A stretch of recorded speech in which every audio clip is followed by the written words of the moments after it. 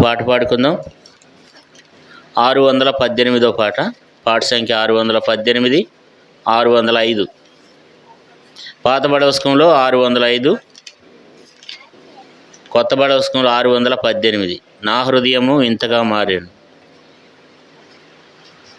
కొత్త బడవస్కంలో 618, పాత బడవస్కంలో 605.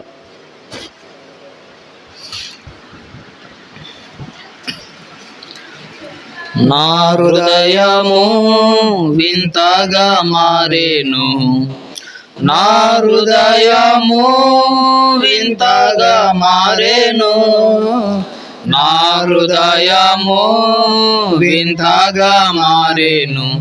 నాలో యేసు వచ్చినందునా, నాలో యేసు వచ్చినందునా సంతోషమే సమాధానమే, సంతోషమే సమాధానమే, సంతోషమే సమాధానమే. చెప్పనా సఖ్యమైన సంతోషం, చెప్పనా సఖ్యమైన సంతోషం.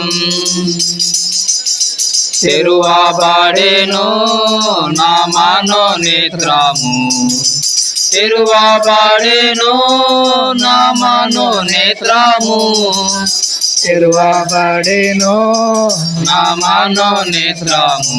యేసు నన్ను ముట్టినందునా, యేసు నన్ను ముట్టినందునా సంతోషమే సమాధానమే, సంతోషమే సమాధానమే, సంతోషమే సమాధానమే.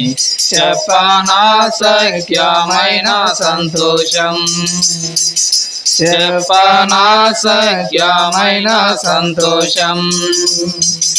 ఈ సంతోషము నీకు కావాలేనా, ఈ సంతోషము నీకు కావాలేనా, ఈ సంతోషము నీకు కావలెనా. నేడే యేసు నొద్దకు రమ్ము, నేడే యేసు నొద్దకు రమ్ము. సంతోషమే సమాధానమే, సంతోషమే సమాధానమే, సంతోషమే సమాధానమే. చెప్పనా సఖ్యమైన సంతోషం, చెప్పనా సఖ్యమైన సంతోషం. సత్య సమాధానం నీకు కావాలేనా, సత్య సమాధానం నీకు కావాలేనా, సత్య సమాధానం నీకు కావాలేనా. నేడే యేసు నొద్దకు రమ్ము, నేడే యేసు నొద్దకు రమ్ము. సంతోషమే సమాధానమే, సంతోషమే సమాధానమే, సంతోషమే సమాధానమే. చెప్పనా సఖ్యమైన సంతోషం, చెప్పనా సఖ్యమైన సంతోషం. నిత్య జీవము నీకు కావాలేనా, నిత్య జీవము నీకు కావాలేనా, నిత్య జీవము నీకు కావాలేనా. నేడే యేసు నొద్దకు రమ్ము, నేడే యేసు నొద్దకు రమ్ము. సంతోషమే సమాధానమే, సంతోషమే సమాధానమే సంతోషమే సమాధానమే చెప్పనా సఖ్యమైన సంతోషం చెప్పనా సఖ్యమైన సంతోషం నిత్య మోక్షము నీకు కావాలేనా మోక్ష భాగ్యము నీకు కావాలేనా మోక్ష భాగ్యము నీకు కావాలేనా నేడే యేసు నొద్దకు రమ్ము నేడే యేసు నొద్దకు రమ్ము సంతోషమే సమాధానమే సంతోషమే సమాధానమే సంతోషమే సమాధానమే చెప్పనా సఖ్యమైన సంతోషం చెప్పనా సఖ్యమైన సంతోషం యేసుక్రీస్తును నేడే చేర్చుకో యేసుక్రీస్తును నేడే చేర్చుకో యేసుక్రీస్తును నేడే చేర్చుకో ప్రవేశించు నీయుల్లామందు ప్రవేశించు నీయుల్లామందు సంతోషమే సమాధానమే సంతోషమే సమాధానమే సంతోషమే సమాధానమే చెప్పనా సఖ్యమైన సంతోషం చెప్పనా సఖ్యమైన సంతోషం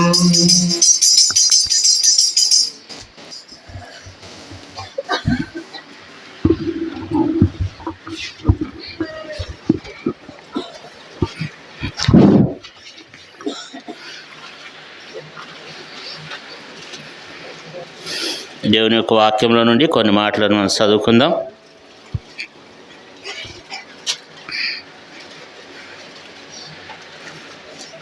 ఆదికాండం 14వ అధ్యాయము ఆదికాండం 14వ అధ్యాయము ఆదికాండము 14వ అధ్యాయము 20వ వచనం చదువుకుందాం. 20వ వచనం, నీ శత్రువులను నీ చేతికి అప్పగించిన సర్వోన్నతులకు దేవుడు స్తుతింపబడును గాక నీవు చెప్పెను. అప్పుడు అతడు అన్నిటిలోనూ అతనికి 10వ వంతు ఇచ్చెను. ఇక్కడ అబ్రహాము దేవునికి ఏం చేస్తూ వచ్చినాడంట? 10వ వంతు ఇచ్చినాడంట. అన్నిటిల్లో కదా, ఎన్నిటిలో? దేవునికి అబ్రహాం ఏం చేస్తూ వచ్చినాడు? లోబడ్డాడు. అబ్రహామా నీ బంధువులు వీళ్ళు ఇడిచిపెట్టరామంటే వచ్చేసినాడు. తను ఎక్కడికి వెళ్ళాలో ఎరుగకే బయలుదేరి వచ్చిండంట కదా. అట్లా దేవుని మీద ఆధారపడ్డాడు, దేవునికి లోబడ్డాడు, దేవుని ప్రేమించినాడు, దేవునికి హృదయం ఇచ్చినాడు. అంతేకాదు అన్నిటిలో ఇక్కడ ఏం రాయబడింది చూడండి అబ్రహాం గురించి. ఆదికాండం 14వ అధ్యాయము 20వ వచనం, నీ శత్రువులను నీ చేతికి అప్పగించిన సర్వోన్నతులకు దేవుడు స్తుతింపబడును గాక అని చెప్పాను. అప్పుడు అతడు అన్నిటిలో ఇతనికి 10వ వంతు ఇచ్చెను. సొదొమరాజు సార్లు ఇక్కడ మనం చూసినట్లయితే మరి ఇక్కడ ఏం చేస్తూ వచ్చినాడంట? అన్నిటిలో 10వ వంతు ఇచ్చినాడంట కదా. ఇంకా మనం చూసినట్లయితే హెబ్రీయులకు రాసిన పత్రిక అపొస్తలుడైన పౌలు హెబ్రీయులకు రాసిన పత్రిక 7వ అధ్యాయము 1వ వచనంలో కూడా 7వ అధ్యాయం హెబ్రీయులకు రాసిన పత్రిక 7వ అధ్యాయము 1వ వచనం, రాజులను సంహారం చేసి తిరిగి వచ్చున్న అబ్రహామును ఎవడు కలుసుకుని అతన్ని ఆశీర్వదించును, ఎవనికి అబ్రహాం అన్నిటిలో 10వ వంతు ఇచ్చును, ఆ షాలేము రాజు మహోన్నతుడు దేవుని యాజకుడైన కాళ్ళను. మనం ఇక్కడ చూసినట్లయితే దేవునికి ఏం చేస్తూ వచ్చినాడండి? 10వ వంతు ఇచ్చినాడు. దేవునికి అన్నిటిలో సమయంలో 10వ వంతు ఇచ్చినాడు కదా. దేవునికి అన్నిట్లో కూడా 10వ వంతు ఇచ్చాడు కనుక దేవుడు కూడా ఏం చేశాడు అన్నిటిలో ఆదికాండం 24 మొదటి వచనం చూడండి. అబ్రహాము బహుకాలం గడిచిన వృద్ధుడై ఉండెను, అన్ని విషయంలోనూ యెహోవా అబ్రహామును ఆశీర్వదించును. మనం అన్ని విషయాల్లో దేవునికి ఇస్తే దేవుడు కూడా మనల్ని ఏం చేస్తాడు అన్ని విషయాల్లో ఆశీర్వదిస్తాడు. కొన్ని విషయాల్లో కాదు. మనం ఏం చేస్తూ ఉంటామంటే మనం కొన్ని విషయాల్లో దేవునికి ఇస్తాం, కొన్ని విషయాల్లో మనం దేవునికి ఇవ్వము. కొన్ని సమయాన్ని దేవునికి ఇవ్వము. తర్వాత మరి మనలో సరైనటువంటి ప్రార్థన జీవితం భక్తి జీవితం ఉండదు. తర్వాత దేవునికి ఇచ్చే సమయాన్ని కూడా మనం దొంగిలిస్తూ ఉంటాం. అన్ని విషయాల్లో కూడా మనం దేవునికి ఇచ్చే మనం సంపూర్ణంగా మనం ఇవ్వము, దేవునికి మనం లోబడం కదా. అందుకని దేవుడు కూడా ఏం చేస్తున్నాడంటే మనం ఎంత అయితే ఇస్తున్నామో అంతగానే దేవుడు మనకి ఇస్తున్నాడు కదా. దేవుడు మనకి ఎంత అయితే మనం దేవునికి ఎంత అయితే ఇస్తున్నామో అంతగా దేవుడు మనల్ని ఆశీర్వదించేవాడుగా ఉంటాడు అనమాట అన్ని విషయాల్లో కూడా కదా. దేవుడు కోరుకునేది ఏంటంటే మన దగ్గర ఉన్నటువంటి డబ్బునే కాదు కానీ దేవుడు మొట్టమొదట మనల్ని కోరుకుంటున్నాడు. కాబట్టి మనం దేవునికి ఇష్టమైన రీతిలో ఉండి దేవునికి మనం ఇచ్చినప్పుడు దేవుడు అన్ని విషయాల్లో కూడా దేవుడు అబ్రహాముని ఏం చేస్తూ వచ్చినాడు ఆశీర్వదించినాడు. కొన్ని విషయాల్లోనా అన్ని విషయాల్లోనా? అబ్రహాము కూడా ఎన్ని విషయాల్లో ఇచ్చినాడు? అన్నిటిలో అంటే సమయము తర్వాత తనకు ఏదైతే ఉందో అన్నిటిలో కూడా అబ్రహాము దేవునికి ఏమి చేశాడు అన్నీ దేవుని కొరకు ఉపయోగించినాడు. దేవుని కొరకు దాన్ని వినియోగించాడు. అందుకని దేవుడు అబ్రహాముని ఏం చేస్తూ వచ్చినాడంటే ఆశీర్వదించినాడు. ఎంత చక్కగా ఆశీర్వదించినాడంటే అన్ని విషయాల్లో ఆశీర్వదించినాడంట. ఆయన ఏం చేస్తూ వచ్చినాడు అన్ని విషయాల్లో అబ్రహాం ఏం చేశాడు దేవునికి ఇచ్చినప్పుడు దేవుడు కూడా అన్ని విషయాల్లో తనను ఆశీర్వదించినాడు అనమాట. అట్లా మనం కూడా మరి దేవునికి మనము అన్ని విషయాల్లో దేవునికి మనం ఇచ్చేవారంగా ఉండాలి. అప్పుడు దేవుడు మనలను ఆశీర్వదించేవాడుగా ఉంటాడు అనమాట. దేవుడు మనం ఏదైతే ఇస్తున్నామో అంతగా దేవుడు మనలను ఆశీర్వదించేవాడుగా ఉంటాడు కదా. అబ్రహాముని దేవుడు అన్ని విషయాల్లో ఆశీర్వదించినాడు. ఇంకో వ్యక్తిని గురించి చదువుకుందాం. చూడండి ఆదికాండం 28 22వ వచనం. ఆదికాండం 28 22వ వచనం. మరియు స్తంభముగా నేను నిలిపిన ఈ రాయి దేవుని మందిరమగును, మరియు నీవు నాకిచ్చి యావత్తులో 10వ వంతు నిశ్చయముగా నీకు చెల్లించదనని మొక్కుకున్నాను. యాకోబు కూడా అంటున్నాడు, దేవా నువ్వు నాకు ఇచ్చి యావత్తులో నేను నీకేం చేస్తాను 10వ వంతు చెల్లిస్తాను అంటే మరి యాకోబు కూడా ఏం చేస్తూ వచ్చినాడంటే 10వ వంతు దేవునికి ఏం చేశాడు చెల్లించాడు. 10వ వంతు అంటే ఒక డబ్బులే కాదండి. డబ్బులు అంటే ఒక 10వ వంతే కాదు. దేవుడు మనకి ఏమి ఇచ్చినాడు ఆరోగ్యం ఇచ్చినాడు, ఆయుష్ ఇచ్చినాడు. దేవుడు మనకు మంచి సమయం ఇచ్చాడు కదా. దేవుడు మనల్ని ఎంతో ఆశీర్వదిస్తున్నాడు. అన్ని విషయాల్లో కూడా మనం దేవునికి లోబడి అన్ని విషయాల్లో కూడా మనం దేవునికి ఇచ్చినప్పుడు దేవుడు కూడా మనల్ని ఏం చేస్తాడు ఆశీర్వదిస్తాడు. యాకోబు మొక్కుబడి చేసుకున్నాడంట. ఏమని మొక్కుబడి చేసుకున్నాడు అని అంటే ఇక్కడ ఏమంటున్నాడు, నీవు నాకు ఇచ్చు యావత్తులో 10వ వంతు నిశ్చయముగా నీకు చెల్లిస్తానని మొక్కుకున్నాడు. ఖచ్చితంగా ఏం చేస్తూ వచ్చినాడు దేవుడు తనకి ఇచ్చినటువంటి యావత్తును కూడా దేవుని కొరకు ఇచ్చినాడు అనమాట. అందుకని దేవుడు కూడా తనని ఏం చేశాడు ఆశీర్వదించాడు. ఒకప్పుడు యోర్దాన్ నది దాటేటప్పుడు ఆ యొక్క తండ్రి ఇంటి దగ్గర నుంచి ఇస్సాకు రెబెకా దగ్గర నుంచి తన అన్న అయిన ఏశావు యొద్ద నుండి తను పారిపోతున్నటువంటి సమయంలో ఒక చేతి కర్రతో యోర్దాన్ దాటిండు. ఇదేంతో దాటిండు? చేతి కర్ర, ఇంకేమీ లేదు. ఒక చేతి కర్రతో యోర్దాన్ దాటితే మరి అక్కడ ఎటువంటి ఆధారం లేదు, ఎటువంటి ఆస్తి ఐశ్వర్యాలు లేవు, సింగల్గానే వెళ్తున్నాడు. కానీ మధ్యదావలో దేవుడు తనను దర్శించాడు. దేవుని దగ్గర తను తీర్మానం చేసుకున్నాడు, దేవుని దగ్గర తను ప్రార్థన చేసుకున్నాడు. దేవా ఈ రోజు నుంచి నువ్వు నాకు ఇచ్చే యావత్తులో నేను నీకు ఇస్తానన్నాడు.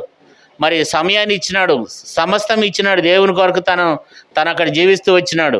దేవుడు కూడా తనను ఆశీర్వదించినాడు. ఒక్కసారి మనం చూసినట్లయితే బైబిల్లో ఆదికాండం 32వ అధ్యాయము 9వ వచనం. అప్పుడు యాకోబు, నా తండ్రి అయిన అబ్రహాము దేవా, నా తండ్రి అయిన ఇస్సాకు దేవా, ఈ దేశమునకు నీ బంధువుల యొద్దకు తిరిగి వెళ్ళుము, నేను నీకు మేలు చేసేదనని నాతో చెప్పిన యెహోవా, నీవు నీ సేవకునికి చేసిన సమస్తమైన ఉపకారమునకును సమస్తమ సత్యమునకును అపాత్రుడును. ఎట్లనగా నా చేతికరతో మాత్రమే ఈ యోర్దాను దాటి తిని, ఇప్పుడు నేను 2 గుంపులైన. ఒకప్పుడు ఎట్లా వెళ్ళినాడంట? చేతికరతో వెళ్ళాడు కదా. ఇప్పుడు దేవుడు ఆయన ఏం చేశాడు? 2 గుంపులు చేసి తీసుకొస్తున్నాడంట. ఒకప్పుడు ఏమీ లేదు. ఒకప్పుడు ఒక చేతికరతోనే ప్రాణం గుప్పుట్లో పెట్టుకుని యోర్దాను నది దాటిండు, చేతికరతో వెళ్ళాడు. ఇప్పుడు ఏం చేస్తున్నాడు? దేవుడు తనను 2 అంతలుగా ఆశీర్వదించి తీసుకొస్తున్నాడు కదా. కాబట్టి దేవుడు ఎప్పుడు కూడా మనల్ని అట్లా ఆశీర్వదిస్తాడండి. దేవునికి మనం ఎప్పుడైతే దేవునికి ఇస్తామో అప్పుడు దేవుడు మనల్ని ఆశీర్వదిస్తాడు. ఇవ్వటం అంటే నేను ఇందాక చెప్పిన, మొట్టమొదటి మన హృదయం ఇవ్వాలి, తర్వాత మనకు ఉన్నటువంటి సామర్థ్యం, మనం దేవుని కొరకు అన్ని రకాలుగా మనం అన్ని విషయాల్లో కూడా దేవునికి మనం ఇచ్చేవారంగా ఉండాలి. కాబట్టి అట్లా మనం ఆ రీతిగా నీవునే మనం కలిగి ఉండాలి. మరి యాకోబు కూడా ఏం చేస్తూ వచ్చినాడు? వెళ్ళేటప్పుడు తీర్మానం చేసుకున్నాడు, దేవా నేను వెళ్తున్నాను కనుక ఇప్పుడు నాకు నీరు తోడయండి, నేను చేస్తున్నటువంటి పనిలో, తర్వాత నేను ఉంటున్నటువంటి విధానంలో, నేను జీవిస్తున్నటువంటి విధానంలో, నా పనిలో కానీ, నాకున్నటువంటి సమయంలో కానీ, నాకున్నటువంటి సామర్థ్యంలో కానీ, ప్రతి విషయంలో కూడా నేను నీకు ప్రథమ స్థానం ఇస్తాను. ప్రతి విషయంలో కూడా నేను నీకు ప్రథమ స్థానం ఇస్తా. ప్రతి విషయంలో మనం ఏం చేయాలంటే దేవునికి మొట్టమొదట మనము ప్రథమ స్థానం ఇవ్వాలి. ఏ విషయంలోనైనా సరే, అది చేతి పని విషయంలోనే కానీ ఏ విషయంలోనైనా సరే, ఉదయకాలం లేవగానే మొట్టమొదట మనం ఎవరికి ఇవ్వాలి? సమయం ఎవరికి కేటాయించాలి? దేవునికి కేటాయించాలి. ఉదయం లేవగానే దేవుని దగ్గర గడపాలి. కథ ఏకునేలు వేసి దేవుని దగ్గర మొరపెట్టుకుని ప్రార్థన చేసి, ఆరాధన చేసి, బైబిల్ చదువుకుని, ప్రార్థన చేసుకుని, తర్వాత అట్లా మనం దేవునికి మన సమయాన్ని, మరి దేవుని సమయాన్ని మనం దొంగిలించేవారం కాకుండా దేవుని సమయాన్ని దేవునికి ఇచ్చేవారంగా ఉండాలి. దేవుడు ఏమన్నాడు? 6 రోజులు కష్టపడి 7వ రోజు నా మందిరానికి రమ్మన్నాడు. దేవుడు మనకు 6 రోజులు ఇచ్చాడు. మనం 7వ రోజు ఎవరిది? అది దేవునిది. కాబట్టి అట్లా ఇచ్చి చూడమన్నాడు. దేవుడు అట్లా ఇచ్చి చూస్తే దేవుడు మనల్ని ఆ రీతిగా ఆశీర్వదిస్తాడు ప్రియులారా.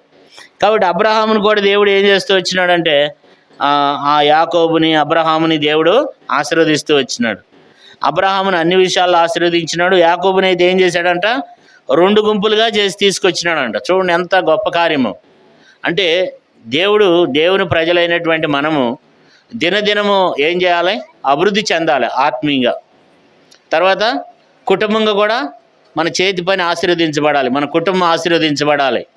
ఆ రీతిగా మనం అభివృద్ధి పొందే బిడ్డలంగా నీవునే మనం కలిగి ఉన్నప్పుడు దేవుడు దేవుడు మన యందు కూడా దేవుడు కూడా ఎంతో సంతోషించేవాడుగా ఉంటూ ఉన్నాడు అనమాట కదా. అలాంటి వారిని దేవుడు ఏం చేస్తాడు? ఆశీర్వదిస్తాడు. బైబిల్ ఇంకొక ఆమె ఉంది, చూడండి, 1 సమూయేలు గ్రంథం 2వ అధ్యాయం. 1 సమూయేలు 2వ అధ్యాయము. 1 సమూయేలు గ్రంథం 1వ అధ్యాయము చూడండి. 1వ అధ్యాయం 10వ వచనం, 1, 10, 11 వచనాలు. 1 సమూయేలు గ్రంథం 1వ అధ్యాయము 10, 11 వచనాలు. బహు దుఃఖాక్రాంతురాలై వచ్చి యెహోవా సన్నిధిని ప్రార్థన చేసు బహుగా ఏడ్చుచు, సైన్యములకు అధిపతియగు యెహోవా, నీ సేవకురాలనైన నాకు కలిగి ఉన్న శ్రమను చూచి నీ సేవకురాలనైన నన్ను మరొక జ్ఞాపకం చేసుకుని నీ సేవకురాలనైన నాకు మగపిల్లను దయచేసిన ఎడల వాని తల మీదకి సౌరపు కత్తి ఎన్నటికి రానీక వాడు బ్రతుకు దినములన్నిటిను నేను వానిని యెహోవానగు నీకు అప్పగింతునని మొక్కుబడి చేసుకొనెను. చూసారు, ఇక్కడ మనం చూస్తే హన్నాకి సంతానం లేరు, పెనీనాకి పిల్లలు పుడుతున్నారు, హన్నాకి పిల్లలు పుట్టడంలా.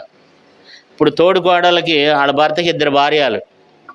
ఇప్పుడు పెద్ద ఆమెకి పిల్లలు పుడుతున్నారు, చిన్న ఆమెకి పిల్లలు పుట్టలా. ఇప్పుడు అన్న ఏం చేసిందంటే ఆ పెనీనా పెట్టే బాధకు తట్టుకోలేక దేవుని మందిరానికి వచ్చి ఏడ్చుకుంటూ వచ్చి ప్రార్థన చేసింది. దేవుని దగ్గర ఒక మొక్కుబడి చేసుకుంది. ఏమని మొక్కుబడి చేసుకుందంటే, ప్రభా నువ్వు నాకు ఒక కుమారుని ఇచ్చినావంటే వాడిని నీకు ఇచ్చేస్తానని చెప్పింది. వాడిని నీకు ఇచ్చేస్తానంది. అట్లాగే దేవుడు కూడా ఆమె ప్రార్థన ఆలకించి దేవుడు ఆమెకి కుమారుని ఇచ్చాడు. కుమారుని ఇచ్చినాక దేవుడు ఆమెను విడిచిపెట్టల. దేవుడు ఏం చేశాడు? ఆమెని ఆశీర్వదించినాడు అనమాట. కుమారుని ఇచ్చినాక ఆ కుమారుని పెంచి వాడు పాలు పిలిచిన తర్వాత వాడిని తీసుకొచ్చి దేవుని మందిరంలో ఇడిచిపెట్టేసి వెళ్ళిపోయిన తర్వాత దేవుడు ఆమెను ఏం చేశాడు చూడండి, చదువుకుందాం. 2వ అధ్యాయము, 1 సమూయేలు 2వ అధ్యాయము 21వ వచనం. యెహోవా అన్నాను దర్శింపగా ఆమె గర్భవతి అయి 3 కుమారులను 2 కుమార్తెలను కనును. అయితే బాలుడగు సమూయేలు యెహోవా సన్నిధి నుండి ఎదుగుచుండును. ఇక్కడ మనం చూసినట్లయితే దేవుడు ఏం చేస్తూ వచ్చినాడంట? ఆమె గర్భవతి అయి 3 కుమారులను 2 కుమార్తెలను కనిందంట. ఒక ఆయన ఎక్కడున్నాడు? దేవుని మందిరంలో ఉన్నాడు. ఇప్పుడు ఎంతమంది అయ్యారు సంతానం? ఎంతమంది అయ్యారు? 6 సంతానం అయినారు. ఆమె దేవునికి ఎంతమందిని ఇచ్చింది? ఒక్కళ్ళని ఇచ్చింది. కానీ దేవుడు ఏం చేశాడు? ఆమెకి 6 ఇచ్చినాడు. ఆమె అడిగింది ఎంతమందిని? ఒక్కడిని ఇస్తే ఆ ఒక్కడిని నీకు ఇచ్చేస్తానయ్య అని చెప్పింది అనమాట. ఎప్పుడైతే చెప్పిందో అయితే దానికంటే ముందు ఆమెలో ఉన్నటువంటి తగ్గింపు, ఆమెలో ఉన్నటువంటి దీనత్వం, ఆమెలో ఉన్నటువంటి భక్తి జీవితం ఇవన్నీ దేవుడు చూశాడనమాట కదా. అందుకేమంటుంది ఆమె? నీ దాసరాలైన నన్ను, నీ దాసరాలనైనా నన్ను, నీ దాసరాలనైనా నన్ను అంటుంది. తర్వాత దేవునితో అట్లాగంటుంది. అక్కడ ఉన్న దైవ శాఖనితో కూడా 16వ వచనంలో అట్లాగంటుంది కదా. అంటే ఆమెలో ఉన్నటువంటి దీనత్వం, ఆమెలో ఉన్నటువంటి తగ్గింపు జీవితం, ఆమెలో ఉన్నటువంటి భక్తి జీవితం, ఆ ఇరిగి నలిగిన హృదయంతో దేవుని మందిరానికి వచ్చి ఆమె చేసినటువంటి ప్రార్థన దేవుడు ఆలకించినాడు. దేవుడు ఆలకించి దేవుడు ఆమెకు కుమారుడు ఇచ్చినాడు. ఆ కుమారుడిని మాట ప్రకారంగానే, అన్న మాట ప్రకారంగానే దేవునికి ఇచ్చి వేసినప్పుడు దేవుడు మరలా ఏం చేస్తూ వచ్చినాడంటే 3 కుమారులను 2 కుమార్తెలను ఇచ్చినాడంట. అంటే 3 కొడుకులను 2 కూతుర్లను ఇచ్చినాడు అనమాట. బాలుడైన సమూయేలు ఎక్కడున్నాడు? దేవుని యొక్క మందిరంలో ఉన్నాడు. ఇప్పుడు దేవుడు ఆమెకి 6 సంతానాన్ని ఇచ్చినాడు కదా. కాబట్టి దేవునికి ఇచ్చినప్పుడు దేవుడు ఎప్పుడు కూడా విడిచిపెట్టడు. దేవునికి మనం ఎప్పుడైతే ఇస్తామో, దేవునికి నువ్వు ఏదైతే ఇస్తావో దానికి దేవుడు రెట్టింపు ఇచ్చేవాడుగా ఉన్నాడు అనమాట. మనం ఎప్పుడైతే దేవునికి మనం ఇచ్చేవారుగా ఉంటామో దేవుడు ఏం చేస్తూ ఉంటాడు? వాళ్ళని ఆశీర్వదిస్తూ ఉంటాడు అనమాట, దీవిస్తూ ఉంటాడు. ఇప్పుడు చూడండి, మన కళ్ళ ముందే కనపడుతుంది. అబ్రహాం ఏం చేశాడు? 10వ వంతు ఇచ్చినాడు అన్నిటిలో. యాకోబు కూడా ఏం చేశాడు? 10వ వంతు ఇచ్చినాడు అన్నిటిలో. ఈమె కూడా ఏం చేస్తూ వచ్చింది? దేవుని సన్నిధిలో ఇరిగి నలిగిన హృదయం కలిగింది స్త్రీ అయి ఆమె ఎంతో దుఃఖపడుతూ మరి ఎంతో దీనత్వాన్నిగా ధరించుకుని దేవుని దగ్గర మొక్కుబడి చేసుకుని దేవుని దగ్గర అడిగినప్పుడు దేవుడు ఒక మంచి కుమారుని ఇచ్చినాడు. తర్వాత దేవుడు 3 కుమారులను 2 కుమార్తెలను ఇచ్చినాడు అనమాట కదా. అందుకని అపోస్తలుడైన పౌలు ఏమంటాడంటే, అడుగు వాటన్నిటికంటే, ఊహించి వాటన్నిటికంటే అత్యధికంగా చేసి దేవుడు మనం దేవునికి ఎంత అయితే మనం ఇస్తామో దేవుడు అంతగా మనల్ని ఆశీర్వదించేవాడుగా ఉంటాడు అనమాట. మనం ఎంతైతే దేవుని మనం ఎంతైతే ఎక్కువగా ప్రేమిస్తున్నామో అంతగా దేవుడు మనల్ని ఆశీర్వదించేవాడుగా ఉంటాడు అనమాట. ఎందుకంటే ప్రియులరా, దేవుడు మనల్ని మర్చిపోయేటువంటి దేవుడు కాదు.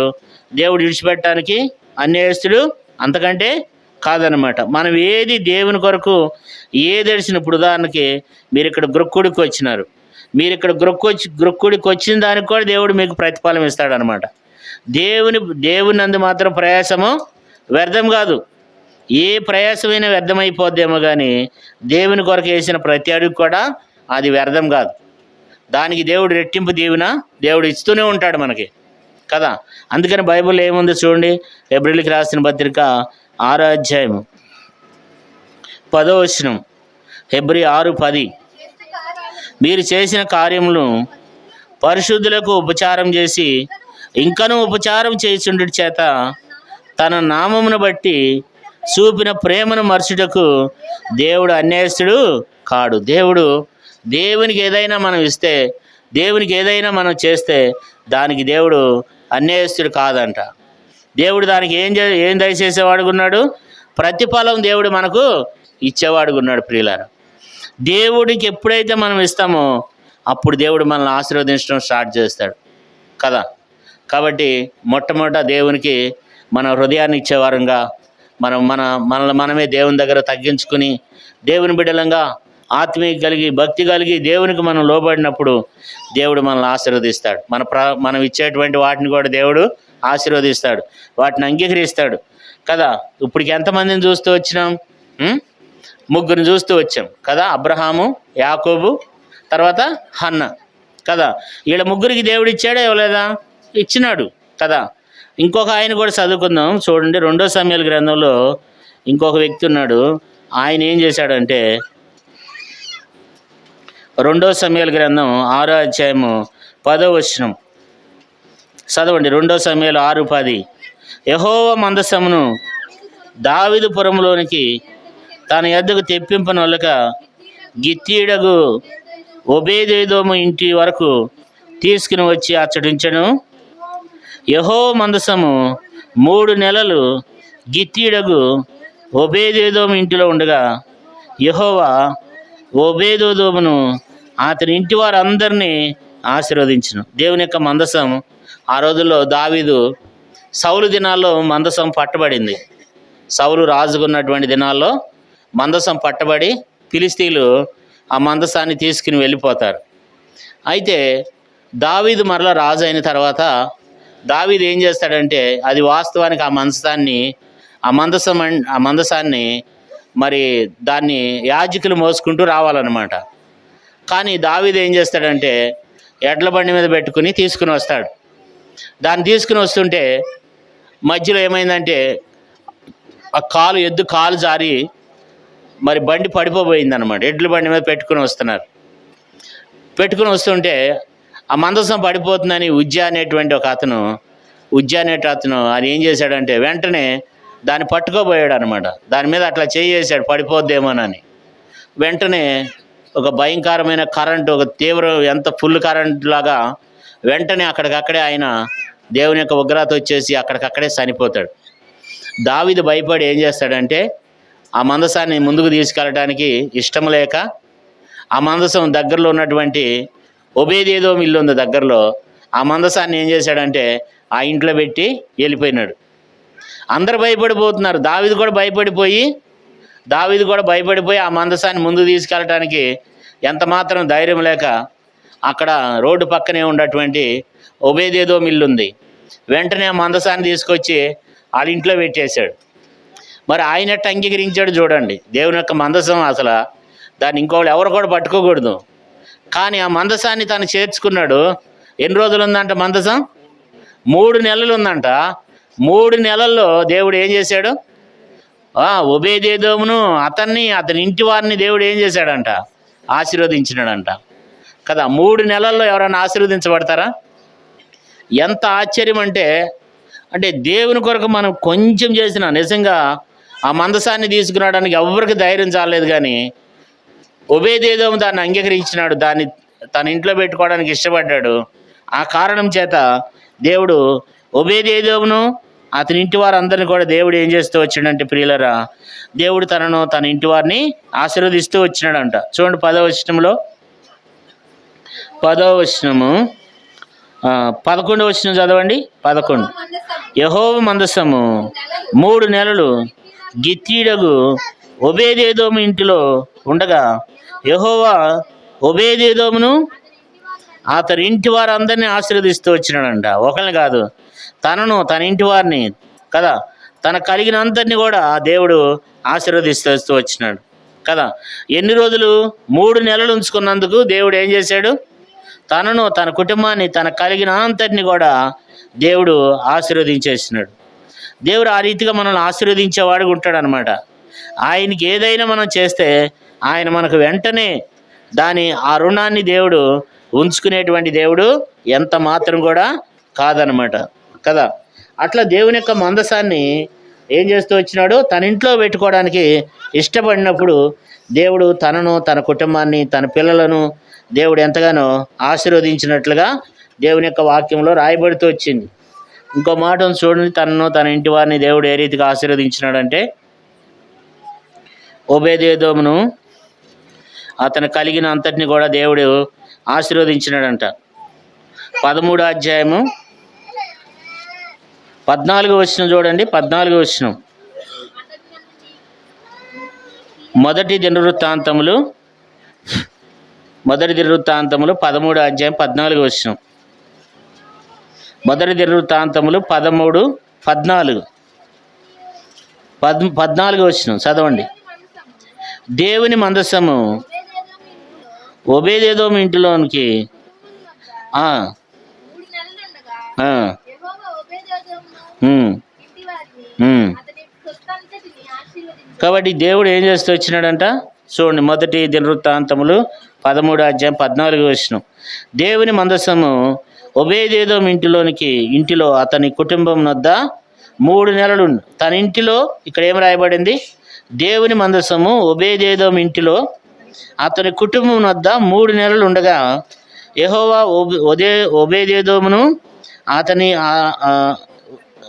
ఒబేదేదోమును అతని ఇంటి వారందరినీ సొత్తంతటిని దేవుడు ఆశీర్వదించినాడు. ఎక్కడ? తన ఇంటిలో ఉంచుకున్నాడు. అందరూ నిజంగా ఆ మందసానికి భయపడిపోతున్నారు. దావీదు సహా భయపడి పారిపోయినాడు. కానీ ఆ మందసాన్ని తీసుకొచ్చుకుని తన ఇంట్లో తన కుటుంబం వద్ద ఉంచుకున్నాడు. ఎందుకంటే ఆ మందసము ఆ మందసం అక్కడ ఉండాలి అని అంటే వాళ్ళు ఎంతో పవిత్రంగా ఉండాలన్నమాట. దేవుని మందసం అంటే చాలా అది పవిత్రమైనది.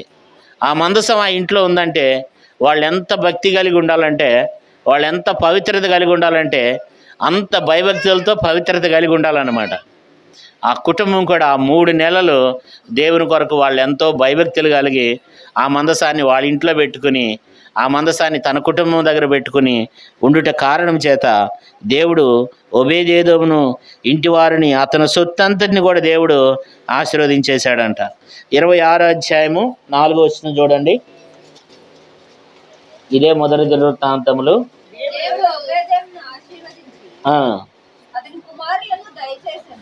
కాబట్టి దేవుడు ఏం చేస్తూ వచ్చినాడంట ఇక్కడ చూడండి, చదువుకుందాం. చదవమ్మా.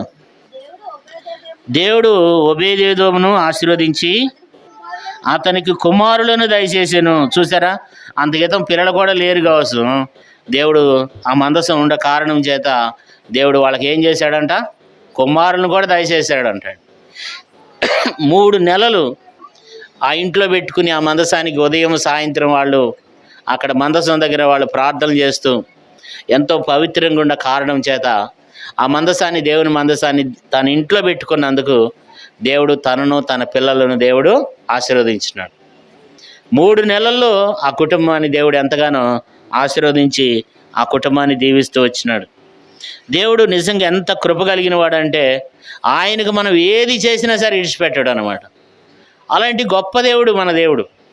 అంటే ఆయన మనం చేసిన మేలులకు దేవుడు ప్రతీకారముగా దేవుడు మనకు ఏం చేస్తాడు? మేలుడు దయచేస్తాడు, ప్రతిఫలం దయచేస్తాడు, దీవిని దయచేస్తాడు అనమాట కదా. కాబట్టి అలాంటి గొప్ప దీవిన ఆశీర్వాదాన్ని దేవుడు మరి ఈ వ్యక్తికి దయచేస్తూ వచ్చినాడు. ఒబేదేదోము ఇంటిని దేవుడు ఆశీర్వదిస్తూ వచ్చినాడు. ఇట్లా మనం చూస్తూ ఉన్నట్లయితే మరి ఇంకొక వ్యక్తి గురించి కూడా మనం చదువుకుందాం దేవుని వాక్యంలో. మొదటి రాజుల గ్రంథం 17 అధ్యాయము. మొదటి రాజులు 17 అధ్యాయం 9-10 వచనాలు. మొదటి రాజులు 17 అధ్యాయము. మొదటి రాజుల గ్రంథం 17 అధ్యాయము 9-10 వచనాలు. నిన్ను పోషించుటకు అచ్చడుండ ఒక ఎదవరాలికి నేను సెలవిచ్చి తిని, అందుకు అతడు లేచి సారేపతునకు పోయి పట్టణపు గమని వద్దకు రాగా ఒక విధవరాలు అచ్చట కట్టెలు ఏరుకుని ఉండుట చూచి ఆమెను పిలిచి త్రాగుటకు పాత్రలో కొంచెం నీళ్లు నాకు దయచేయమని వేడుకొనాను. ఆమె నీళ్ళు తేబోతుండగా అతడు ఆమెను మరలా పిలిచి నాకు ఒక రొట్టె ముక్కను నీ చేతిలో తీసుకురమ్మని చెప్పాను. సార్లు మనం ఇక్కడ చూస్తే దేవుడు అన్నాడు, మరి ఏలియాతో దేవుడు మాట్లాడుతూ వచ్చినాడు, ఏలియా నీకు ఇక్కడ ఆహారం లేదు, దేశమంతా ఎక్కడ చూసినా కరువు, పంటలు పండటం లేదు. దేవుడు అన్నాడు, ఏలియా నువ్వు ఇప్పుడు సారేపతి గ్రామానికి వెళ్ళు, అక్కడ ఉన్నటువంటి ఒక ఎదవరాలకి నేనేం చేశానంటే ఆజ్ఞాపించాను, ఆమె నిన్ను పోసేస్తుంది, నువ్వు అక్కడికి వెళ్ళమన్నాడు. ఏలియా వెళ్ళాడు. ఏలియా వెళ్ళేసరికి వాళ్ళు ఏం చేస్తున్నారంటే పొలలు ఏరుకుంటున్నారు, కట్టెలు ఏరుకుంటున్నారు, పొలలు ఏరుకుని ఇంటికి వచ్చారనమాట. ఏలియా గారు కూడా ఇంటికి వచ్చాడు. ఇంటికి వచ్చిన తర్వాత మరి వాళ్ళతో అడుగుతూ వచ్చినాడు, అమ్మ కొంచెం మంచినీళ్ళు తీసుకురామంటే ఆ మంచినీళ్ళు తీసుకొస్తుంది. మరలా ఏమన్నాడంటే, అమ్మ నాకు కూడా ఒక రొట్టె తీసుకురా అమ్మ అన్నాడు. ఆమె ఏమనిందంటే, అయ్యా నీకు రొట్టె తీసుకొస్తాకి ఇక్కడ లేదు, మాకే కొంచెం ఉంది, ఇంకా ఈ రోజుతో మాకు ఆ ఆహారం ఏమైద్ది, ఆ రొట్టె అయిపోద్ది, ఈ రోజుతో ఆ పిండి అయిపోద్ది, తొట్లు ఎంత ఉందంట, పట్టిడి పిండి, బుడ్లో కొంచెం నూనె ఉందయ్యా, అది నేను నా కుమారుడు తిని చనిపోదాం అనుకుంటున్నాం, ఇంకా అయిపోయింది, ఇక ఆహారం లేదు ఇక మాకు అని చెప్పింది.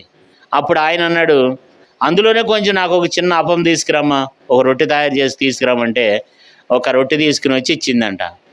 ఆ రొట్టెని తిన్నాక దైవ సేవకుడు ఏం చేశాడంటే అక్కడ ప్రార్థన చేసినాడు. ప్రార్థన చేసినప్పుడు దేవుడు తనతో మాట్లాడితే దేవుడు చలవిచ్చినట్లుగా ఏలి ఆమెతో మాట్లాడుతూ వచ్చినప్పుడు దేవుడు ఎంతగానో ఆ వ్యక్తి, ఆ కుటుంబాన్ని దేవుడు దీవిస్తూ వచ్చినాడు కదా. మరి మనమైతే ఏం చేస్తాం, అరే ఉన్నది కొంచెం అయితే మళ్ళీ ఈయన వచ్చాడేంటి, అసలు ఉండాదే కొంచెం అయితే చెరొక రొట్టె తీసుకుని తిని చనిపోదాం అనుకుంటే మళ్ళీ ఈయన వస్తే ఈయనకి ఎక్కడ పెడతాం కదా. కానీ ఆమె ఏం చేసిందంటే, సరే అడుగుతున్నాడు కదా పాపం మనతో పాటే ఆయనకు కూడా కొంచెం పెడదాం అని చెప్పి వేసుకొచ్చిందంట. కానీ ఆయన తిన్న తర్వాత ఆయన ఏం మాట్లాడుతూ వచ్చినాడంటే చూడండి 14వ వచనంలో, 17వ అధ్యాయం 14వ వచనం, భూమి మీద యెహోవా వర్షం కురిపించే వరకు ఆ తొట్టిలో ఉన్న పిండి తక్కువ కాలేదు, బుడ్డిలో ఉన్న నూనె అయిపోలేదని ఇశ్రాయేలు దేవుడైన యెహోవా సెలవిచ్చున్నాడని అనెను. ఆమె వెళ్ళి ఏలియా చెప్పిన మాట చొప్పున చేయగా అతడును ఆమెయు ఆమె ఇంటి వారును అనేక దినములు భోజనం చేస్తూ వచ్చారంట. చూసారా, దేవుని సేవకునికి దేవుడు సెలవిచ్చాడు ఆమెకి, ఆమె వెళ్ళి ఆ రీతిగా చేసింది. ఆయనకి ఇచ్చింది ఎంత, ఒక అప్పం ఇచ్చింది.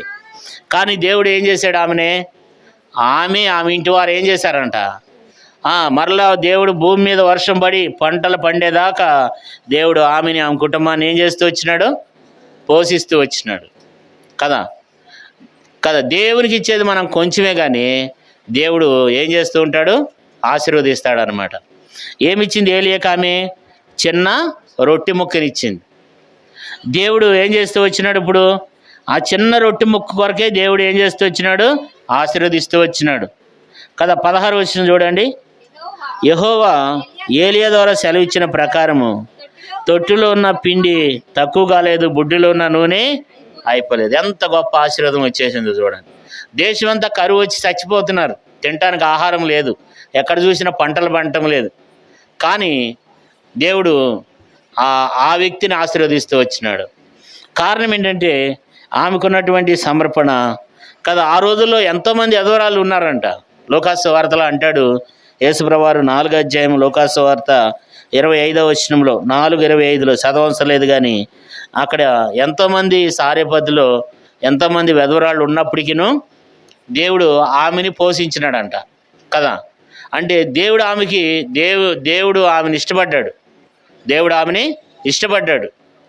ఏదో ఆమె రొట్టె చేసి ఇచ్చేయంగానే దేవుడు ఆమెను ఆశీర్వదించేయటం కాదు. కానీ ఎంతోమంది లోకాసు వార్త 4వ అధ్యాయం 25వ వచనంలో ఎంతోమంది వెధవరాళ్ళు ఉన్నప్పటికీను దేవుడు ఏం చేశాడంట, ఆమెను ఆశీర్వదించినాడు. ఎందుకు అనంటే ఆమె దేవునికి నచ్చింది, దేవునికి ఆమె హృదయం నచ్చింది, ఆమె ప్రవర్తన దేవునికి నచ్చింది. అందరి ఎదురాలను పోషించేలా అందరిని పోషించేశాడా? చదవండి ఆ మాట, లేకపోతే లోకాసు వార్త 4:25 చదవండి. ఏలియా దినముల యందు 3 ఏండ్ల 6 నెలలు ఆకాశం మూయబడి దేశమందు అంతటను గొప్ప కరువు సంభవించినప్పుడు ఇశ్రాయేలు అనేక మంది ఎదవరాండు ఉండినను ఏలియా సీదోనులోని సారేపాతు అనే ఊరిలో కాబట్టి అక్కడ అనేక మంది అధవరాళ్ళు ఉన్నారంట. కానీ అక్కడికే ఎందుకు పంపించినాడు అనంటే ఆమెలో ఒక మంచి మనస్సు, ఒక భక్తి జీవితం, ఒక ఆత్మీయత, దేవుడైన తండ్రి అయిన దేవుని చూస్తూ వచ్చినప్పుడు ఈమె దగ్గరికి పంపిస్తూ వచ్చినాడు. ఉన్నది ఒకటే రొట్టె, వాళ్ళు ఆ రోజుతో తిని చనిపోతారంట కదా. కాబట్టి ఎంత రొట్టె, చిన్నదే కదా. కాబట్టి దేవుడు ఆశీర్వదిస్తూ వచ్చినాడు. తొట్లో పట్టెడి పిండి అంట, కొంచెమే, ఒక గుప్పుడు అంత పిండి ఉంది అక్కడ. కానీ దేవుడు ఆశీర్వదించినాడు. ఆమె ఇంటి వారు ఏం చేస్తూ వచ్చినారంట? 17వ అధ్యాయము, మొదటి రాజులు 17వ అధ్యాయము 15వ వచనములో ఏముంది? ఇశ్రాయేల్ దేవుడైన యెహోవా సెలవిచ్చిన ఉన్నాడు.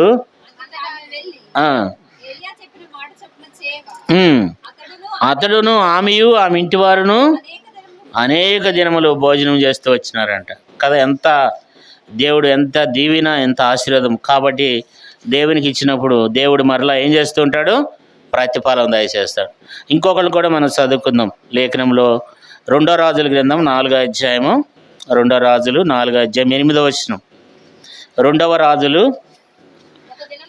4:8. ఒక దినమందు ఎలీషా షూనేమి పట్టణమునకు పోగా అచ్చట గనురాలైన ఒక స్త్రీ భోజనకు రమ్మని అతన్ని బలవంతం చేశాను గనుక అతడు ఆ మార్గమున వచ్చినప్పుడల్లా ఆమె ఇంట భోజనం చేసి వచ్చాను. ఇక్కడ చాలా మనం ఇక్కడ చూసినట్లు ఏలియా ఇక్కడ కూడా మనం ఎలీషా గారు ఏం చేస్తూ వచ్చినాడంటే ఆ యొక్క మరి షూనేము అనేటువంటి పట్టణానికి వెళ్తూ ఉండేవాడు అనమాట. వెళుతూ ఉంటే అక్కడ ఒక స్త్రీ ఉంది. ఆమె పేరు రాయలేదు కానీ ఆమె పేరు ఏంటంట? గనురాలైన స్త్రీ అంట. గనురాలైన స్త్రీ. ఆమె ఏం చేసిందంటే, దైవజనుడు ఒకడు మన ఇంటికి వస్తూ పోతూ ఉన్నాడు. ఆయన ఎక్కడి నుంచో చాలా దూరం నుండి వస్తున్నాడు. కొంచెము ఆయనకి మనం ఆహారం పెడదాం. తర్వాత మన గోడ మీద, వాళ్ళు చాలా ధనవంతులు అనమాట, వాళ్ళ భర్త ముసలోడు అనమాట, అయితే బాగున్న వాళ్ళు. అయితే ఆమె ఏం చేసిందంటే, గోడ మీద దైవజనుడికి ఒక ఇల్లు వేసి పెడదాం, ఆయన వచ్చినప్పుడల్లా అక్కడ ఒక మంచము, బల్ల, మరి దీపస్తంభం అవన్నీ పెడదాం, వచ్చినప్పుడు కాదు రెస్ట్ తీసుకుని వెళ్తాడని చెప్పి భర్తకు సలహా ఇచ్చి దాని మీద దైవజనుడికి ఒక రూమ్ కట్టించింది. ఎలీషా గారు వచ్చినప్పుడల్లా దాంట్లో పండుకునేవాడు. దాంట్లో పండుకొని ఆహారం తిని, ఆమె పెట్టింది తిని మళ్ళీ అక్కడ ప్రార్థన చేసి వెళ్ళిపోతూ ఉండేవాళ్ళు అనమాట.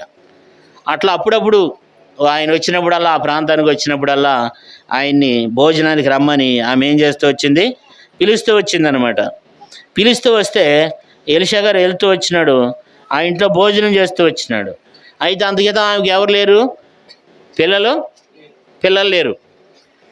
దేవుడు ఆయన రావటం ద్వారా, దేవుడే పంపించినాడు. ఆయన రావటం ద్వారా ఆమెకి కుమారుడిని ఇచ్చినాడు. ఆ కుమారుడు చనిపోతే కూడా మరలా ప్రార్థన చేసి దేవుడు లేపినాడు ఎలీషా గారి ద్వారా. తర్వాత కొన్ని రోజులకి మరలా ఏమైంది? ఆ దేశం అంతా కరువు వచ్చేసింది. ఆ దేశం అంతా కరువు వచ్చేస్తే అప్పుడు 8వ అధ్యాయంలో ఎలీషా గారు ఏమన్నాడంటే, ఆ ప్రవక్త అయిన ఎలీషా అన్నాడు, అమ్మ ఈ దేశంలో కరువు వస్తుంది. 8వ అధ్యాయం మొదటి నుండి 6 వచనాలు ఉంటుంది అన్నమాట. మొదటి నుండి 6 వచనాలు. ఇవన్నీ మనం చదవడానికి సమయం లేదు కనుక నేను చెప్పేస్తాను. 8వ అధ్యాయం 2వ రాజుల గ్రంథం 8వ అధ్యాయం మొదటి నుండి 6 వచనాలు చూసినట్లయితే ఎలీషా అన్నాడు, అమ్మ ఈ దేశానికి కరువు రాబోతుంది, నువ్వేం చేస్తావంటే ఎక్కడికన్నా నువ్వు వెళ్ళిపో, వేరే ప్రాంతానికి, వేరే రాష్ట్రానికి, వేరే దేశానికి వెళ్ళిపో. నీవు నీ ఇంటి వారు వెళ్ళిపోయి అక్కడ సుఖంగా బ్రతకండి. మన దేశానికి కరువు రాబోతుందంటే, ఎంత కరువు అంటే మరి తన కడుపును పుట్టిన పిల్లల్నే వండుకు తిన్నారంట. ఈ 2వ రాజుల గ్రంథంలో రాయబడింది. అంత భయంకరం, తిండి లేక అంత విలవిల్లాడిపోయేటువంటి దినాలన్నమాట. పావురపు రెట్టే డబ్బులకు అమ్ముతున్నారు ఆ రోజుల్లో కదా. కడుపును పుట్టిన బిడ్డలనే వండుకు తిన్నారంట. అంటే తిండికి లేక, ఆకలికి తట్టుకోలేక అంత భయంకరమైన కరువు వచ్చింది. ఎలీషా అన్నాడు, అమ్మ దేవుడు నాతో మాట్లాడుతూ వచ్చినాడు, నువ్వేం చేస్తావంటే వేరే దేశానికి నువ్వు వెళ్ళిపోయి అక్కడ క్షేమంగా ఉండి మరలా ఈ దేశానికి నువ్వు పంటలు పండిన తర్వాత మరలా తిరిగి రమ్మన్నప్పటికీ ఆ 7 ఏండ్లు తర్వాత మరలా ఏం చేస్తూ వచ్చిందంటే తిరిగి వచ్చిందనమాట. తిరిగి వచ్చిన తర్వాత ఆ 7 సంవత్సరాలు దాటిన తర్వాత మరలా ఆమె తిరిగి వచ్చేసరికి ఏమైంది? 7 సంవత్సరాల లోపు ఆ పొలం అంతా వేరే వాళ్ళు తీసేసుకున్నారు. ఆమెకున్న పొలం, పంట భూమి అంతా వేరే వాళ్ళు ఆక్రమించేసుకున్నారు.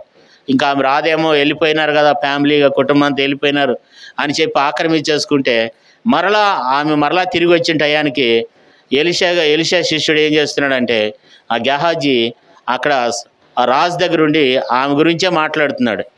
ఎలీషా ఏ రీతిగా అయితే ఆమె కుమారుని బ్రతికించినాడో అవన్నీ కూడా ఎలీషా గురించి చెప్తున్నాడు. అదే సమయంలో ఈమె వెళ్ళింది. ఈమె వెళితే అప్పుడు ఆ గెహాజీ అన్నాడు, అయ్యా ఇప్పుడు వరకు మేము చెప్పింది ఈ బిడ్డనే ఆ ఎలీషా ప్రార్థన చేసి బ్రతికించినాడు, ఈమెతోనే చెప్పినాడు 7 ఏళ్ళు కరువు వస్తుంది నువ్వు వెళ్ళిపోమన్నాడు. మరలు ఇప్పుడు ఆమె తిరిగి వచ్చింది అన్నప్పుడు ఆ రాజు ఏం చేస్తాడంటే ఆమె పక్షంగా చూడండి 6వ వచనం. ఆ, తెలియచెప్పెను. కాబట్టి రాజు ఆమె పక్షంగా ఒక అధిపతిని నియమించి ఆమె సొత్తు యావత్తును ఆమె దేశం నిడిచిపెట్టి నుండి నేటి వరకు భూమి ఫలించిన పంట యావత్తును కాబట్టి మరలా ఇమ్మని సెలవిచ్చిన. ఒక అధిపతికి వెంటనే ఆజ్ఞాపించి ఈమెకి ఎక్కడెక్కడైతే పొలం ఉందో ఈ 7 సంవత్సరాల నుంచి ఎవరైతే ఏమన్నా ఒకవేళ పండించినారేమో అది మొత్తం ఆ భూమి ఆమెకి ఇచ్చేసేయాలి.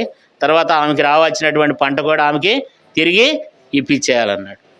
ఎంతకి అంటే ఆయన వచ్చినప్పుడు, ఎలీషా వచ్చినప్పుడు ఆమె చేసిన పని ఏంటి? ఆహారం పెట్టింది, అంతే కదా. కాబట్టి దేవుని బిడ్డలైనటువంటి మన యొక్క జీవితంలో కూడా దేవుడు మనం దేవునికి ఇచ్చినప్పుడు దేవుడు ఖచ్చితంగా మనకు దానికి రెట్టింపైన దేవుడు దయచేస్తూ ఉంటాడనమాట కదా. ఇప్పుడు ఎంతమంది గురించి చెప్పుకున్నాం మనం? ఎంతమంది గురించి? అబ్రహాము, యాకోబు, అన్న, ఒబేదేదోము, తర్వాత సారేపతి వివరాలు, గనురాలైన స్త్రీ. ఎంతమంది అయ్యారమ్మా? 6 అయినారు కదా. 7వ వ్యక్తిని కూడా మన నూతన నిబంధనలో లూకాసు వార్తలో 5వ అధ్యాయంలో 7వ వ్యక్తిని కూడా మనం జ్ఞాపకం చేసుకుందాం. లూకాసు వార్త 5వ అధ్యాయము. లూకాసు వార్త 5వ అధ్యాయంలో యేసుప్రభువారు అక్కడ ఉదయకాలం దేవుని మాటలు చెప్పడానికి వచ్చినప్పుడు అనేక మంది 5వ అధ్యాయంలో అనేక మంది యేసుక్రీస్తు ప్రభువారి మీద పడుతూ ఉన్నారు. ఆయన వాక్యం చెప్పడానికి అక్కడ ధారాళంగా చెప్పడానికి అవకాశం కుదరట్లేదు. అయితే పేతురు అక్కడ ఉన్నటువంటి వాళ్ళందరూ ఏం చేశారంటే దోణులు రాత్రి అంతా ప్రయాసపడి ఉదయకాలంన దోణులు తీసుకుని వచ్చారు. ఆ పడవలు తీసుకొచ్చి వలలన్నీ కడుక్కుంటున్నారు, వలలన్నీ గుంజుకుంటున్నారు అనమాట. అప్పుడు యేసుప్రభువారు వచ్చి అన్నాడు, ఏమంటున్నాడు? 4వ వచనంలో 3వ వచనం చూడండి. ఆయన ఆ దోణుల్లో సీమోనుదైన ఒక దోణి ఎక్కి దరి నుండి కొంచెం త్రోయమని అడిగి కూర్చుండి దోణిలో నుండి జనసమూహమునకు ఏం చేస్తూ వచ్చినాడంట? బోధిస్తూ వచ్చినాడంట. జనసమూహం ఏం చేస్తున్నారు? ఆయన పట్టుకుంటే ఎక్కడ బాగుపడిపోతాం, ఆయన వస్త్రపు చెంగు ముడితే బాగుపడతామని చెప్పి ఆయన్ని ధారాళంగా దేవుని మాటలు చెప్పకుండా ఏం చేస్తున్నారంట?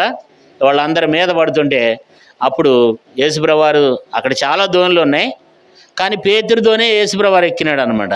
పేతురుతోనే యేసుప్రభువారు ఎక్కి అన్నాడు, కొంచెం లోపలికి బానిమంటే కొంచెం లోపలికి పానిచ్చినాడు అనమాట. అందరూ సముద్రం ఒడ్డున కూర్చున్నారు. ఈయన కొంచెం లోపలికి వెళ్ళి ఇప్పుడు వాళ్ళందరికీ దేవుని వాక్యాన్ని బోధించాడు. బోధించిన తర్వాత అప్పుడు పేతురు అన్నాడు, పేతురు నీ దోణి లోపలికి పానిమన్నాడు. అప్పుడు పేతురు ఏమన్నాడు? ప్రభా, మేము రాత్రి అంతా ఏం చేశాం? రాత్రి అంతా ప్రయాసపడ్డాం, కానీ మాకు ఒక్క చేప కూడా దొరకలేదని. వాస్తవానికి చేపలు ఎప్పుడు పడతాయి? జాలర్లో రాత్రి వేళలో వెళ్ళి చేపలు పడతారు కదా, మనందరికీ తెలిసిందే. కానీ ఇప్పుడు బాగా పొద్దెక్కిపోయింది, ఎండొచ్చేసిన తర్వాత చేపలు అసలు దొరకవు. పేతురు ఏమంటున్నాడంటే, లేదు ప్రభా, మేము రాత్రి అంతా ప్రయాసపడ్డాం కాబట్టి ఒక్క చేప కూడా దొరకదు అంటున్నాడు. కానీ యేసుప్రభువారు ఏమన్నాడంటే, మీ దోణిని లోపలికి పోనిచ్చమని చెప్పినప్పుడు ఆ దోణి లోపలికి పోనిస్తూ వచ్చినప్పుడు మీరు ఇక్కడ వల వేయండి అని చెప్పినప్పుడు అక్కడ వల వేసినప్పుడు చేపలు విస్తారమైనటువంటి చేపలు పడుతూ వచ్చినాయి అంట. విస్తారమైనటువంటి చేపలు పడుతూ వచ్చినాయి కదా. ఏమంటాడు చూడండి 5వ వచనం. సీమోను ఏలినవాడ, రాత్రంతే మేము ప్రయాసపడితే కానీ మాకేమీ దొరకలేదు, అయినను నీ మాట చొప్పున వలలు వెత్తమని ఆయనతో చెప్పాను. వారు అలాగూ చేసి విస్తారమైన చేపలు పట్టిరి. అందుచేత వారి వలలు పిగిలిపోతుండగా వారు వేరొక దోణిలో ఉన్న తమ పాలివారు వచ్చి తమకు సహాయం చేయవాలని వారికి సైగలు చేసిరి. వారు వచ్చి 2 దోణులు మునిగినట్లు నింపిరి కదా. ఇక్కడ మనం చూసినట్లయితే యేసుప్రభువారు కొద్దిసేపు ఆ దోణిలో నిలబడి ఏం చేశాడు? దేవుని మాటలను తెలియచేశాడు అనమాట. ఆ కొద్దిసేపు దేవుని మాటలు చెప్పడానికి పేతురు అవకాశం ఇచ్చినందుకు పేతుర్ని యేసుప్రభువారు అన్నాడు, లోపలికి పానిచ్చి నీ దోణి అని చెప్పి లోపలికి వెళ్ళిన తర్వాత చేపలు పట్టినాడు. ఈ పక్కన వల వేయమంటే మరి వల పిగిలిపోయన్ని చేపలంట, విస్తారమైనటువంటి చేపలు, వల లాగలేకపోతున్నారంట. ఇంకా వేరే పడవల మీద దోణుల మీద ఉంటే వాళ్ళని కూడా పిలిచి మీరు కొంచెం మాకు సహాయం చేయండి అని అడిగినప్పుడు వాళ్ళు వచ్చి సహాయం చేస్తే 2 దోణులు నిండిపోయినాయి అంట. 2 దోణులు మునిగిపోయేంత చేపలు, అంత విస్తారమైన చేపలు. అంటే ఎందుకు చెప్తున్నానంటే ఇప్పుడు ఇక్కడ నిలబడి వాక్యం చెప్పడానికి కూడా మరి సంటన్న వాళ్ళు ఏం చేశారు, లేకపోతే మీరు మీ ఇళ్ళకాడ కూడా పెడుతున్నాం, మీరు ఏం చేస్తున్నారు, దేవుని మాటలు చెప్పడానికి అవకాశం ఇస్తున్నారు. దీనికి కూడా దేవుడు మీకు ప్రతిఫలం దయచేస్తాడనమాట కదా. దేవుని యొక్క మాటలు, యేసుప్రభు మాటలు, దేవుని యొక్క సత్య సువార్తను తెలియచేయటానికి మీరు ఇచ్చినటువంటి ఈ అవకాశాన్ని కూడా దేవుడు ఏం చేయడు, దాన్ని పోగొట్టుకోడు అనమాట. ఏదో ఒక రోజున ఖచ్చితంగా దేవుడు దానికి కూడా ఏం చేస్తాడు, ప్రతిఫలం దయచేస్తాడు, రెట్టింపు దీవెని దయచేస్తాడు కదా. కాబట్టి ఇప్పుడు ఇంతమంది పరిశుద్ధులు వచ్చినారు, వాళ్ళ కొరకు మీరు చెల్లించినటువంటి ఆ క్రయధనాన్ని వాళ్ళకి ఏదైతే పెడతారో దానికి కూడా దేవుడు ఏం చేస్తాడంటే ఈ కుటుంబానికి అట్టి ప్రతిఫలాన్ని దేవుడు ఇచ్చేవాడుగా ఉన్నాడు అనమాట. అది మనకు కనపడదు. దేవుడు చేసే కార్యాలు కంటికి కనపడవు, చెవికి కనపడవు, హృదయానికి గోచరం కావు. కాబట్టి ఈ గ్రొక్కుడుకుల ద్వారా కూడా ఎంతో మేలు, ఎంతో ఆశీర్వాదం కదా. ఏం చేశాడు, వాక్యం చెప్పడానికి కొంచెం అవకాశం ఈ పేతురు అని చెప్పి అడిగి ఆ దోణిలో నిలబడి వాక్యం చెప్పి ఆ దోణి నిండిపోయేంత చేపలు దేవుడు పేతురికి దయచేశాడు కదా.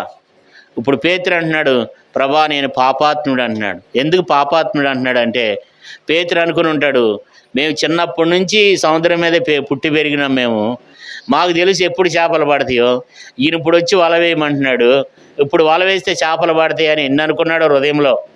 అయినా సరే నీ మాట ప్రకారం వేస్తున్నాను నేను వేసినాడు, కానీ 2 దోణులు నిండిపోయేంత చేపలు పడుతూ వచ్చినాయి అన్నమాట కదా.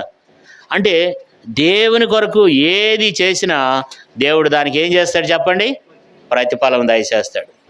అందుకని బైబిల్లో రాయబడింది, ప్రభువునందు ప్రయాసము వ్యర్థం కాదు. దేవుడు బైబిల్లో రాయబడిన విషయాలు మనం చూసినట్లయితే ఈరోజైతే మనం ఒక 7 చదువుకున్నాం, 7 విషయాలు చూస్తూ వచ్చినాం. అబ్రహాము, యాకోబు, హన్నా, ఒబేదేదోము, ఆ సారెపతి అధురాలు, గనురాలైన స్త్రీ, తర్వాత పేతురు కదా. వీళ్ళందరిని ఆశీర్వదించాడు, ఆశీర్వదించలేదా? అందరిని ఆశీర్వదించినాడు. అంటే దేవుని కొరకు మనం ఏది చేసినా ఆ ప్రయాసం వరదాగా పోదన్నమాట కదా. దేవుని ప్రజల కొరకు ఇప్పుడు ఎంతమంది ప్రజలు వచ్చినారు, వాళ్ళ కొరకు మనం ఎంత క్రయం చెల్లించినా తప్పు లేదన్నమాట. వాళ్ళ కొరకు మనం ఎంత క్రయం చెల్లించినా తప్పులేదు. ఎందుకంటే దాన్ని దేవుడు రెట్టింపు దేవునిగా దేవుడు మనకేం చేస్తాడు, దేవుడు దయచేస్తాడు. ఖచ్చితంగా తిరిగి వచ్చేస్తాయండి. మీరు ఎంత అయితే ఖర్చు పెట్టినారో దానికి 1000 రెట్లు ప్రతిఫలాన్ని దేవుడు ఇచ్చేస్తాడు. ఖచ్చితంగా దేవుడు ఆ 1000 రెట్లు ప్రతిఫలాన్ని దేవుడు మీకు ఇచ్చేస్తాడు. అది మీకు కనపడదు.